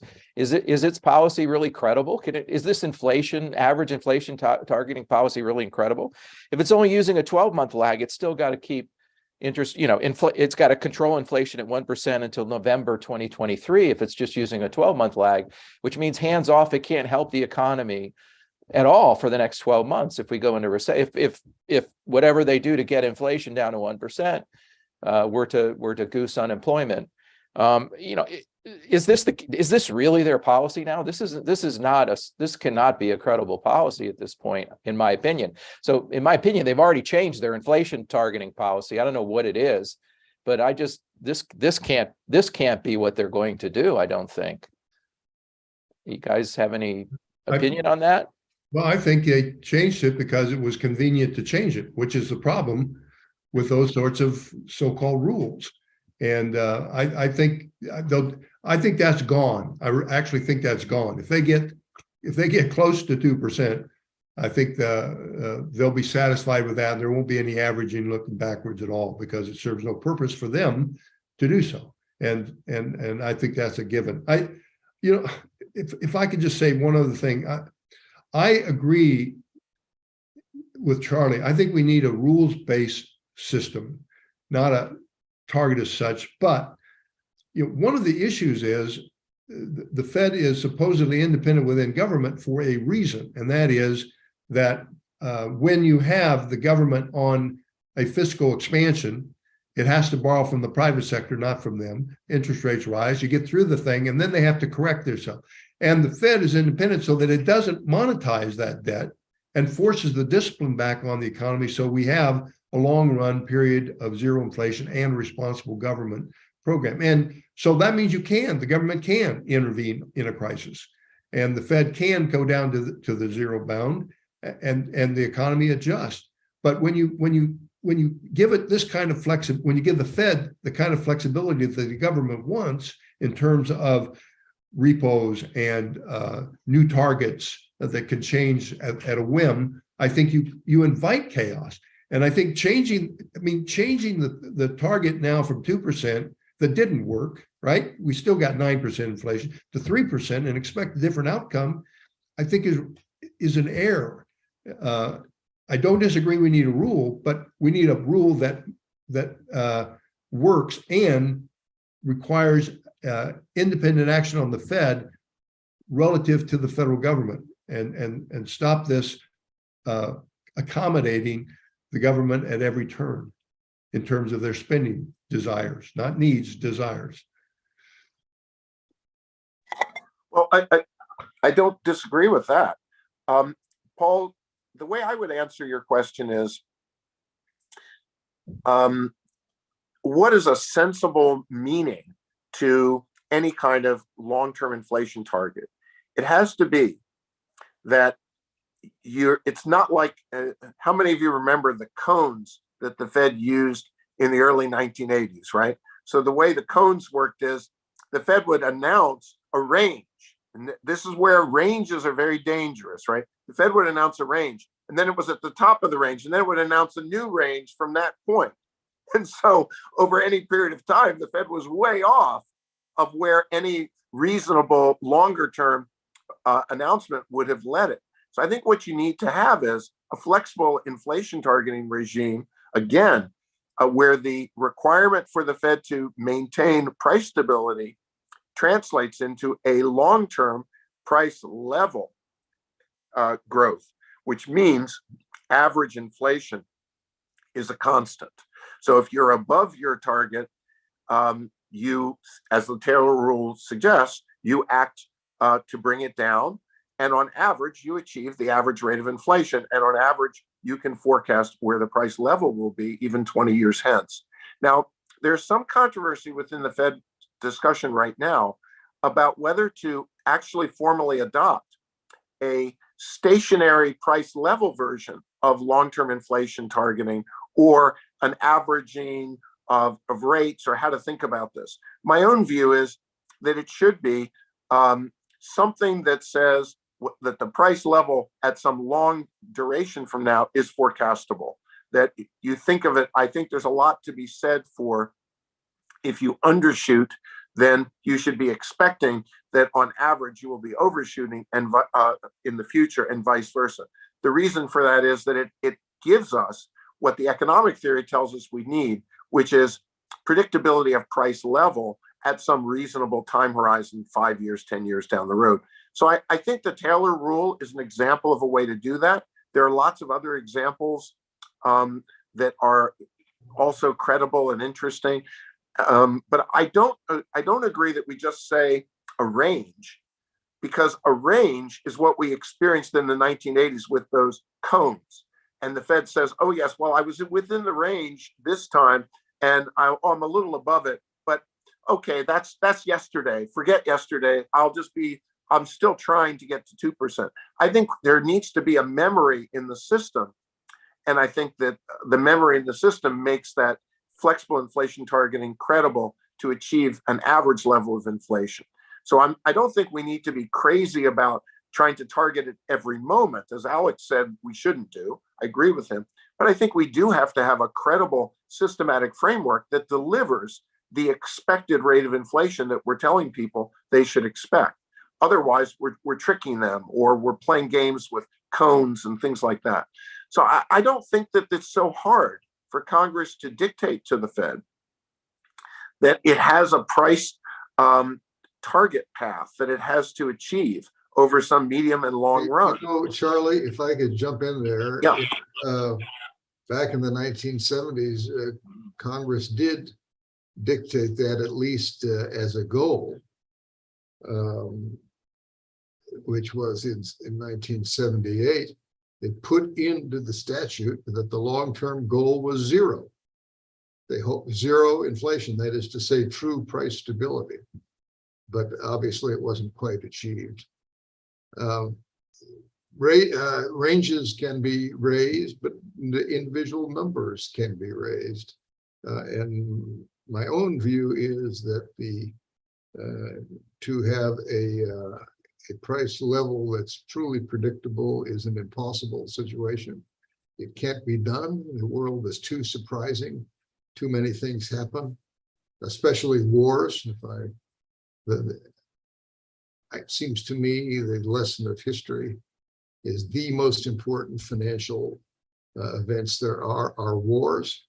And wars are great generators of inflation because the government needs to inflate to finance the war, or it needs to borrow and then default on the borrowing through inflation. And these are not going to be in the Federal Reserve's model, these wars and other surprises like a government which reacts to a mutated virus by closing down the economy. And therefore you can't do these nice theoretical ideas. But Alex, that's we're not in disagreement about that. As I said before, we want to have a systematic monetary policy that will work for us in most states of the world, not in every state of the world. And what we have right now is one that doesn't work in almost any state of the world. That was very good, Shirley. So I want to come back, and we have a number of questions here, which I want to get to in just a second. But one of the things that strikes me in some of these arguments is the Fed has this dual mandate, price stability and maximum employment. And I have never really seen the Fed articulate how their inflation targeting regime also produces maximum employment. They just kind of, I've seen this Phillips curve paper by guys at Peterson, Joe Gagnon, who says the kink is, he doesn't even say that generates maximum employment. I'm kind of reading that into what his result is. But how do they get away with that when they always go up and, if they're tight, the Congress says, oh, but you guys aren't doing your other part of your job. There's too much unemployment. How have they gotten away with 2% inflation target is their monetary goal when they have other, stable interest rates and maximum employment? And then, the Democratic Congress in the last Congress tried to add 4 or 5 more mandates, and luckily those didn't go through. I want to jump in and give the short answer because I think it's short and easy. And Paul, you already quoted Martin's correct answer, which is there is no long run trade-off. Yeah. Right. And so the way we're going to get maximum feasible Fed deliverable employment starts with price stability or some, I would say, forecastable inflation. And then I would add to that, and is forecastable and systematic in its reaction function, as Milton Friedman taught us, and as I would say the macroeconomics profession sort of agreed in the 1970s and 1980s. So I feel like we have a pretty good consensus that what maximum employment objectives of the Fed mean is that you have a forecastable, flexible inflation targeting regime, which pays attention to unemployment in a predictable way, but it doesn't think and doesn't pretend that there's a long-term trade-off between inflation and employment, that you can somehow, as the Fed, dictate what the level of employment is going to be. I don't think there's any macroeconomist of any stature today who believes that's true. But didn't Bernanke's Fed for a decade take on new and innovative policies at every time he turned around to try to get the inflation rate up to 2% so he could increase employment? Didn't he do that for a decade? Isn't that what they did? The Fed says, what the Fed says it's doing is maybe interesting. But I think if you have a 2% inflation target, then it's within the context of that target that you're saying, oh, my inflation level is low relative to the long-term target. Therefore, a Taylor rule would say that you should be more accommodative, all things equal. So now how the Fed implements its flexible inflation rule is a topic that we could, discuss. but I don't think it's inconsistent to say that when, assuming that you're at even at full employment, when the by your own gauge, of course, and that's a very flawed, not something we all have a lot of confidence in, but even if you believe you're at full employment, if inflation is below its long-term target, then the Taylor rule would tell you you should be, all things equal, more accommodative because you're trying to achieve that target. So I think it wasn't wrong. Where I think the Fed went wrong was how it deviated from what it had been doing. So, Athanasios Orphanides, when he was at the Board of Governors, wrote a paper basically showing that the Fed was achieving during the 90s and up to, I forget when his paper finished, had been pretty much acting with an implied Taylor rule. But in 2002, the Fed changed that policy and said, oh, we no longer have a target, we have an insurance policy.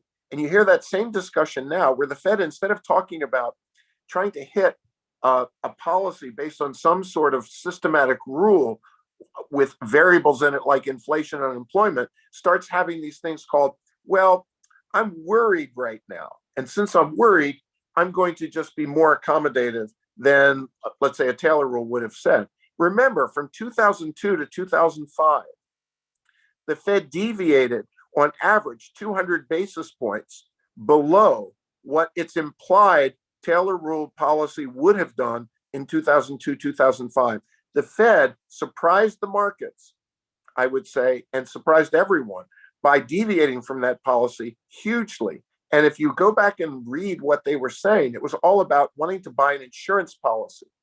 That's not what a targeting central bank does. A targeting central bank sticks to its knitting, announces what it's going to do, and tries to actually pursue it. So I think it was precisely the deviations from systematic thinking that really undermined the commitment. And the irony, of course, was it was only a couple of years before that my friends Ben Bernanke and Rick Mishkin had written a book about how great flexible inflation targeting was. And then they're sitting at the Fed and they completely throw it away. Alex, you're muted. Please unmute yourself. There was something else going on in those early 2000s times, which in my view is tremendously important, which is the Fed was targeting asset prices, namely house prices. It was on purpose trying to make an asset price rise, and it did it again in the teens, and it kept it up until early last year, 2022. And I think asset prices, and I know Tom has thought a lot about how asset prices play into this question, are not to be forgotten because there's consumer price inflation and there's asset price inflation, and they can both be pumped up by the central bank, and they can both have disastrous cyclical endings after they are. Right. And which goes to the point, maybe to your point, Charlie, you do need a rules-based system, but I think it has to be simple, because the more complicated it is, like everything else, the more likely the Fed will have variations on how they interpret that rule, if it is assigned to them by the Congress or by the government. And with that, I mean, to your point again, you want to get rid of all this nonsense behind it. But I think going to 4% or 3% only will facilitate it further, as they argue, as they did with 2%. We're not meeting our 4% target. And I know asset values are rising, but that's not our problem. Our problem is price inflation, and we're going to pursue it no matter what. And another decade of that, and we will have, I think, an economy out of control if we don't already. So I'm gonna go with some questions from the audience now. So the first one is from Bert Ely. And the question is, absent Fed interest rate manipulations, what inflation rate would the financial markets effectively accept over time in the context of the ongoing bargaining between debtors and creditors in establishing nominal interest rates? Given that the amount borrowed in the economy precisely equals the amount lent, wouldn't market interest rates tend to constantly gravitate or be pulled towards nominal interest rates that would hold the rate of inflation or deflation as close to zero as possible or practical over the business cycle? So if no Fed, what would interest rates be? What inflation rate would markets accept? The answer to that is we don't know and can't know, and that's why you need a market. You need a market to determine what it would be. As Hayek said, the market is the discovery procedure by which we answer such questions. I'm forced to my answer is we left the gold standard and we went to a standard based on a fiat currency, which is simply the liability of the Federal Reserve. As Milton Friedman insisted over and over again, the central banks determine the value of their currency. So the long run and they can and should be held accountable for that, because only they can determine the long run value of their currency. If suddenly we all shifted to using Charles Calomire's IOUs as the medium of exchange, and I would recommend that, actually. I think that would be great. I wouldn't have to pay any interest. I'd make a lot of money off of that. I would be the one who would get to decide what the rate of inflation is, not the market. And similarly, right now, the Fed gets to decide, not the market. If you took the power away from the Fed to decide that, then you'd have to vest that power somewhere else. Under a gold standard, it would be vested in the world gold market. We could imagine alternative monetary standards to the current one that we have, but I don't see how the market determines the rate of inflation if the Fed is the one issuing the unit of account. No, Charlie, when you mentioned issuing your Calomiris dollars, you would invest the proceeds in something. And one thing we haven't talked about today is what are the appropriate assets for a central bank to invest the proceeds of its currency issuance or other borrowings in. And in principle, there's no limit to what assets a central bank could buy. There can be limits in law or policy, but in financial principle, they could buy anything. We have central banks buying equities. A lot of central banks own gold. The Federal Reserve owns zero gold. William McChesney Martin thought they only ought to own treasury bills.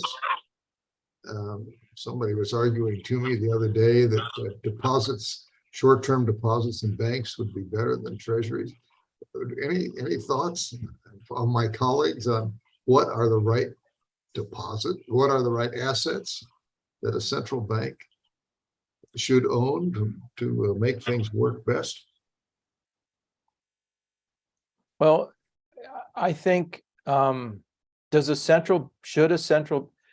should monetary policy include maturity transformation? Is a central bank there to take on all the interest rate risk in the economy when nobody wants it, or is it just there to liquefy short-term assets? I mean, the Fed supported housing prices. It supported, equity prices, arguably, at various times, and I don't think anybody would even argue with me on that. And it sucked up all the interest, or a huge amount of the interest rate risk over the last 10 years, and of course now it's, as we know, it's posting losses, so it's starting that's starting to come home to roost. But I mean, back in the Bank of England in Bagehot's time, lender of last resort, they only took self-liquidating good quality credits. The discount window at the Bank of England made money in every financial crisis back then. They didn't lose anything. I'll let you guys weigh in on your thoughts. But Paul, I think that my answer is simple. We want the Monetary Policy Authority to be doing monetary policy. Holding long-term bonds whether they're private bonds or even government bonds, subjects you to losses that makes you involved in fiscal policy effectively. And that's not appropriate. It also violates another key principle, which is the principle of government accountability. We already have somebody deciding the maturity structure of US Treasuries to be held by the public. That's the US Treasury. Why would we want to have two authorities with mixed responsibility? Because all the Fed is doing with QE is changing the Treasury's pre-existing decision over what the maturity structure should be of the debt held by the public. It's nonsense, really, isn't it? If you just wanted to have QE, then you just have the Treasury issue different kinds of liabilities to the public. And by the way, Milton Friedman in the 70s talked about Treasury policy in that regard, and I've written about it too. It doesn't, it makes no sense for the Fed to be holding something other than Treasury bills, except if you're in the QE world, or it makes no sense for the Fed to have to engage in mortgage-backed securities purchases unless they're trying to goose up housing prices, as Alex said correctly that they are.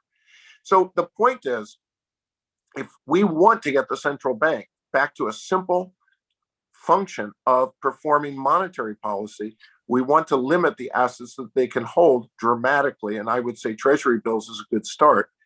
That would be about as far as I think they need to hold assets. Now, of course, there are emergency periods where other things might end up happening.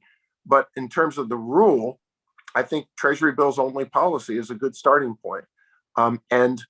But I would say that, again, in the context of a congressionally mandated framework for monetary policy that makes all of this much more predictable, much more limited. And I would say then we can talk about increasing the target to 4% to make a Treasury bill holding Fed that never hits the lower bound of interest rates more powerful and more credible. Then it all makes sense. That's my point. We need to think of these reforms together. Bring back the Fed funds market, get rid of interest on reserves, go back to a Treasury bills only policy. And then in that context, with a systematic kind of Taylor rule or something like it framework, then we can talk about elevating the inflation target. But my view is that's really the discussion we need to have. So I welcome this discussion of assets that they should hold. I think it's quite relevant. But if I could say, Charlie, I agree completely. I mean, in those days when the Fed was moving away from short-term treasuries to mortgage-backed securities, to changing it was a controversial topic. And because of the very concerns that that we now have, that we're realizing now today. I mean, along the whole yield curve, the Fed manipulating mortgage-backed securities, that introduces all kinds of future, shall we say, challenges. And the fact that now the Fed bails out the bond market and everything else through its liquidity is coming back on us. So yes, I think we do need to take a holistic look at what the Fed's rule should be, but it should be a much more narrow rule. I just don't see that a trade-off between saying, yes, we'll go to 4% if you make all these other changes. Because if you make all these other changes, you can go to a long-term goal of zero inflation, and I think have a much more productive economy in the long run, with more sustainable employment and more consistent improvements in productivity.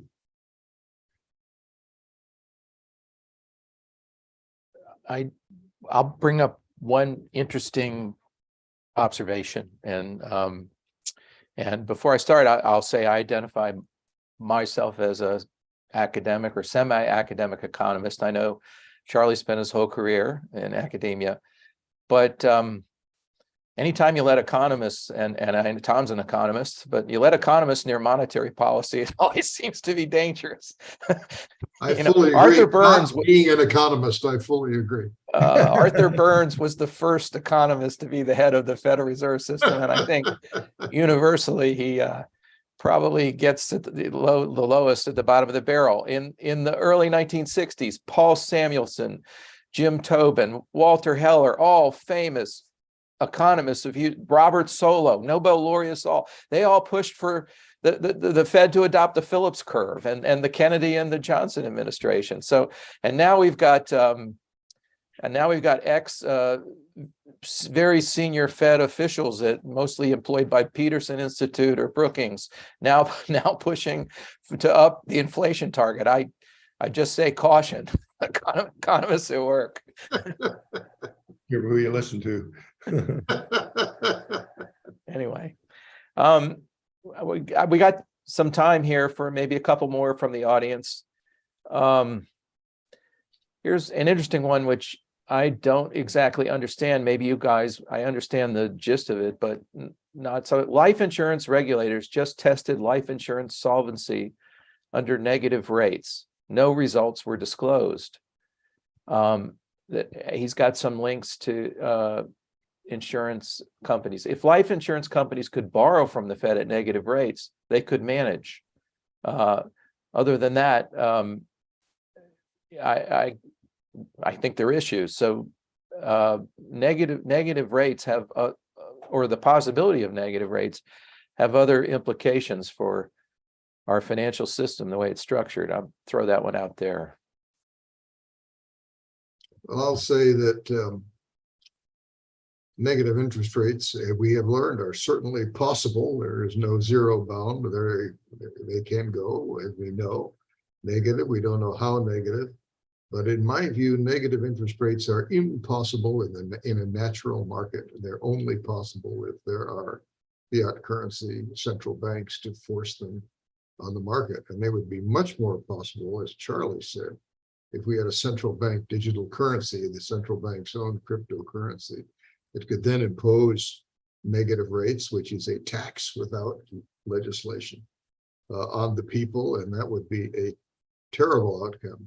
So the problem that our questionnaire is asking about is a problem, one more problem created by in my opinion, by the activities of the central banks themselves. We saw how much trouble the British life insurers got themselves in trying to deal with basically zero interest rates. I mean, one might imagine what would happen to them if they tried the same with negative rates. And the last point is, of course, everybody wants to be able to borrow from the Fed. That's an old friend of mine used to say, everybody wants their own GSE, government-sponsored enterprise, and everybody wants their own Fed account.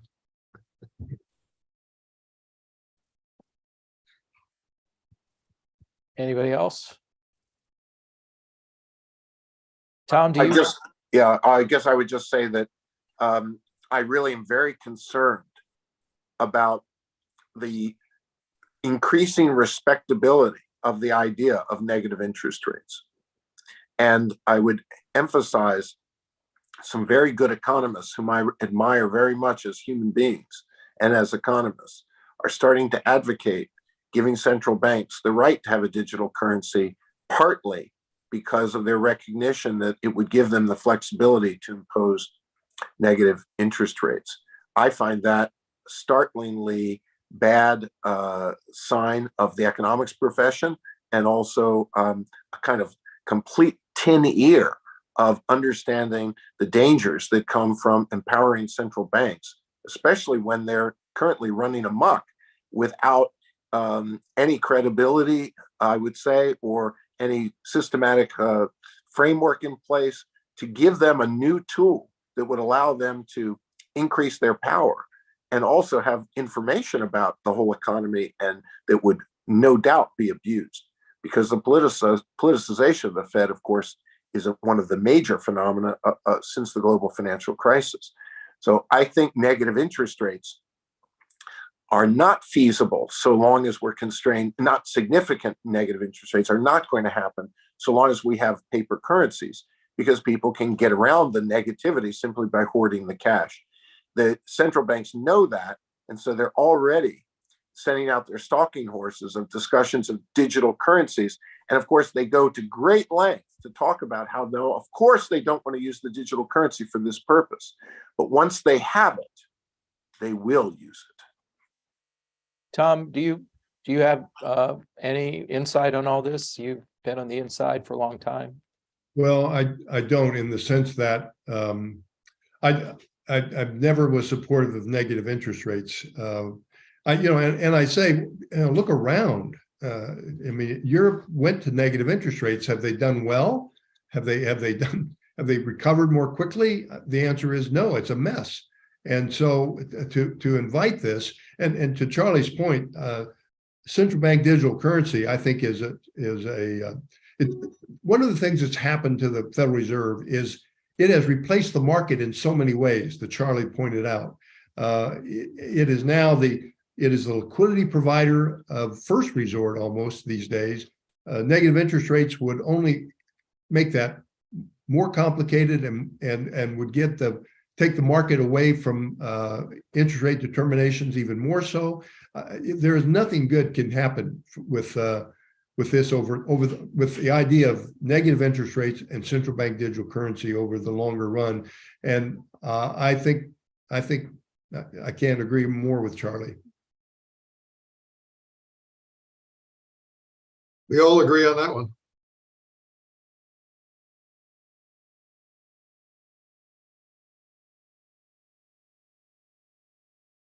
Paul, you're on mute. A question from Charlie Kimball. If the current Fed over tightens and unanticipated deflation results, would that be depressionary? Are we in a situation where if they over tighten and?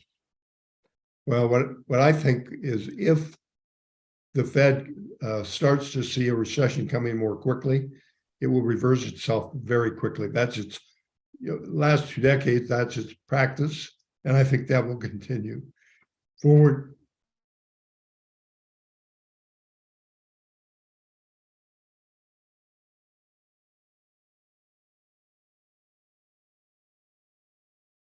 You're muted, Tom. We didn't catch the last bit. Okay. Oh, let me pick up there. So I think what we're seeing right now is something very interesting, which is the Fed chair recently made a statement that everyone on the FOMC, no one sees any possibility of interest rates going down during 2023. What a remarkable statement. How could he possibly know that? Obviously, there must have been a discussion of it at the FOMC. Otherwise, he couldn't say that. For Fed officials to say that is extraordinary, given how much time there is between now and the end of 2023. So many people have interpreted that as indicating a risk that the Fed is over-tightening, might over-tighten. Where's that risk coming from? Well, the market is not believing the Fed chairman's statements or the Fed plots, which have become uniform. In case you haven't noticed, all the Fed officials' scatter plots of interest rates are identical virtually. The Fed is trying to engage in cheap talk. It's trying to get interest rates to go up now based on some credible commitment to not reacting later. This is just cheap talk and it's nonsense. The market isn't taking the Fed seriously for good reason. And the Fed is embarrassing itself by pretending that it can somehow trick the market into pretending to believe things that it can't possibly believe. Yes, the Fed will wait and see, as it always does, and it will react accordingly. What it needs to do to avoid this circus is for them to adopt a systematic strategy so that the Fed statements don't have to be based on cheap talk. The Fed statements can be based on an announced strategy that the market can see and then can believe in.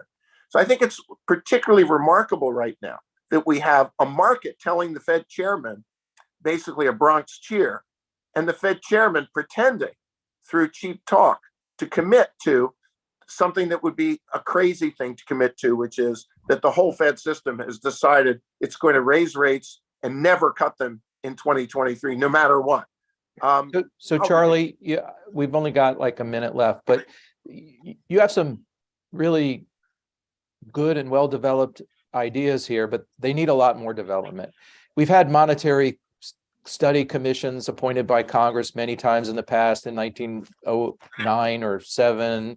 We had another one in the 1950s. Do you think I doubt the Senate would do it, but Andy Barr, I think, is in charge of monetary, the chairman of the monetary committee. You think he ought to convene a monetary commission to think about these things really systematically? And it takes years for this kind of reform to happen. It's got to It's a start. really interesting idea, Paul. I think the 1910 publications of the Monetary Commission are still sitting on my shelf over there and are extremely useful. I'm not sure that we're still the kind of country where Congress can do that constructively. I hope we are. But yeah, I think it's not a bad idea at all. I think it's a good idea. There were some congressmen who tried to do it several years ago on the centennial of the Fed. They were going to have a centennial commission to think about all this, which never went anywhere, but it might go someplace given the, let's say, more than interesting experience we've developed over the last 2 decades. Yeah, I'll end where I was, and that is what I fear most is I think the market believes that the Fed will bend as soon as things begin to slow down. The Fed may try and convince the world by waiting and keeping rates higher until they do have a crisis, and then they'll overreact again. So I think it's very dangerous where we have, because they don't have a strategy, they don't have a track record. Most importantly, they don't have a track record other than to intervene quickly and massively whenever there's a slowdown. And that's not stop intervening afterwards, if I could stick that in. Yep. All right, gentlemen, we're at the time where I have to say goodbye to you, and thank you all very much for this very interesting discussion. I really did enjoy it and learned a lot, and I hope we can do it again sometime soon. Thank you. Thank you, Paul. Thanks a lot. Thanks. Good to be with you.